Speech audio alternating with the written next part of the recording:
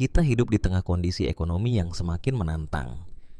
Muhammad Andri Perdana, seorang ekonom dari Bright Institute, menjelaskan bahwa tren gagal bayar pinjaman online atau pinjol semakin meningkat. Ini bukan sekadar angka, tetapi cerminan nyata dari masyarakat yang terjepit oleh masalah ekonomi. Dalam situasi yang mendesak, banyak orang merasa terpaksa untuk mengambil langkah yang tidak bijak, bahkan membentuk kelompok dukungan yang saling meyakinkan untuk melakukan gagal bayar. Sejak tahun 2015, industri pinjol mulai tumbuh pesat. Namun, puncaknya terjadi saat pandemi COVID-19 melanda. Banyak orang kehilangan pekerjaan dan daya beli masyarakat menurun drastis. Menurut Asosiasi Pengusaha Indonesia, lebih dari 70.000 orang kehilangan pekerjaan hanya dalam 3 bulan di awal tahun 2025. Ini adalah realitas yang menyedihkan dan membuat banyak orang terpaksa berutang. Andri menegaskan bahwa pada umumnya, masyarakat tidak ingin terjebak dalam utang. Mereka tidak ingin gagal bayar, meskipun ada tawaran untuk lolos dari konsekuensi tersebut. Namun, kenyataannya, gagal bayar membawa dampak serius.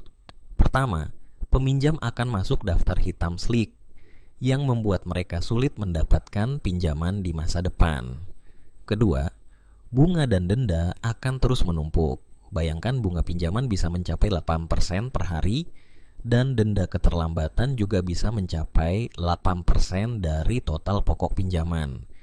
Ini bisa membuat utang semakin membengkak. Ketiga, proses penagihan akan terus dilakukan. Peminjam akan dihubungi melalui email, SMS, telepon, dan bahkan didatangi oleh debt collector. Ini bukan hanya masalah finansial, tetapi juga masalah mental. Stres dan kecemasan menjadi teman sehari-hari bagi mereka yang terjebak dalam lingkaran utang ini.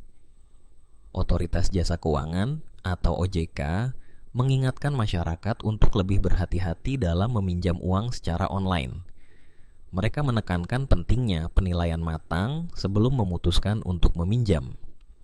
OJK juga meminta perusahaan pinjol untuk memperkuat manajemen risiko agar tidak sembarangan memberikan pinjaman kepada calon debitur yang sudah terdaftar di lebih dari 3 aplikasi.